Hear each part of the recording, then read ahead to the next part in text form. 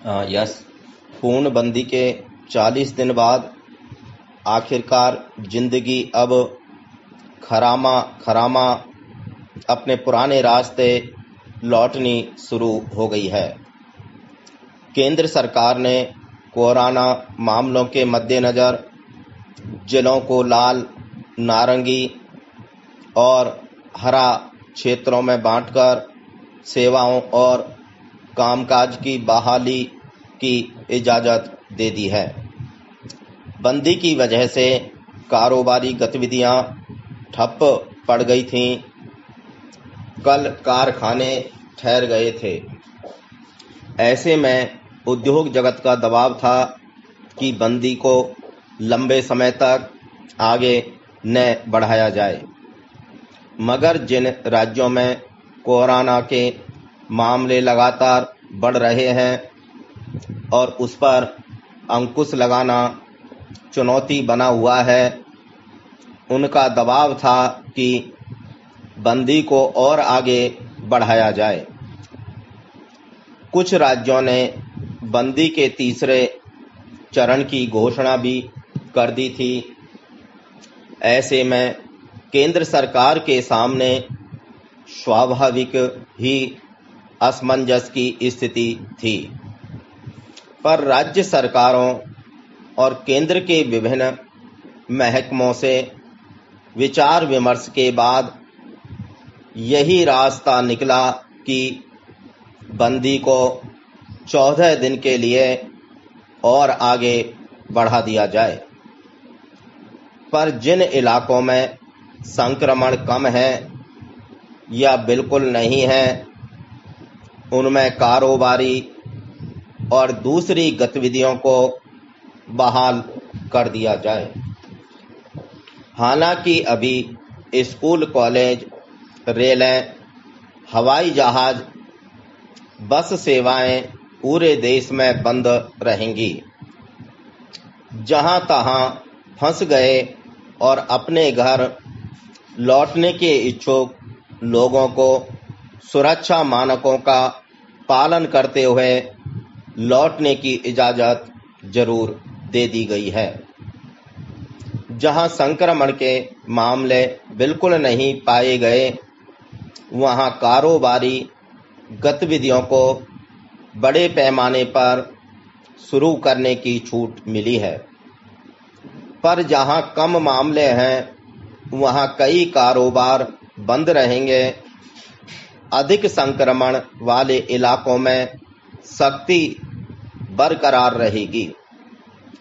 बंदी की वजह से सबसे मुश्किल रोजमर्रा भोजन के लिए श्रम करने वालों, किसानों, कृषि उत्पाद का कारोबार करने वालों को उठानी पड़ रही थी।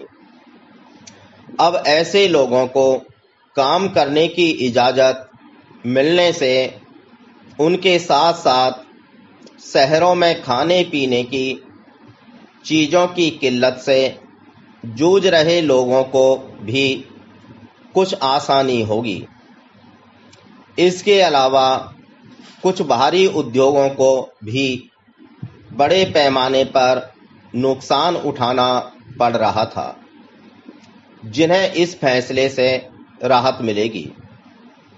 पर ये उपाय बहुत थोड़े और पेचीदा भी हैं।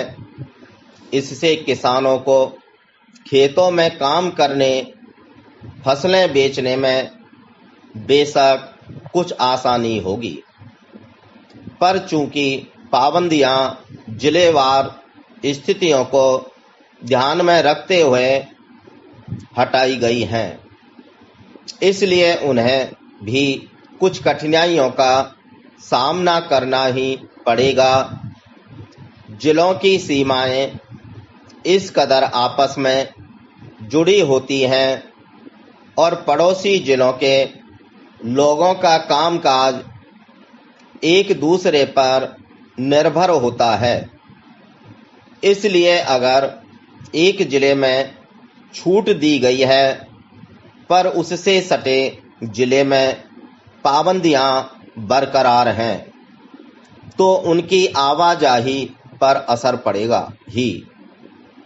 इस तरह मंडियों में उनका आना जाना सुगम नहीं होगा। यही समस्या शहरों में भी पैदा होगी। एक मोहल्ले में छूट होगी और उससे सटे दूसरे मोहल्ले में नहीं, तो कारोबारी गतिविधियां सुगम कैसे हो सकेंगी। इस बंदी की सबसे अधिक मार छोटे मझोले और सूक्ष्म उद्योगों पर पड़ी है। अगर कुछ इलाकों में उन्हें खोलने की इजाजत मिल भी गई है तो उनकी मुश्किल यह है कि वे संचालित कैसे हों। उनमें काम करने वाले बहुत सारे मजदूर या तो अपने गांव लौट गए हैं या लौटने की सुविधा के इंतजार में हैं। उनके बिना इन उद्योगों का काम नहीं चल सकता। फिर सीमित दायरे में इजाजत मिलने से कच्चे माल वगैरह को लेकर भी परेशानियां बनी रहेंगी। इसलिए बंदी के पूरे तरह हटने का इंतजार ही एकमात्र रास्ता है। स्टॉप।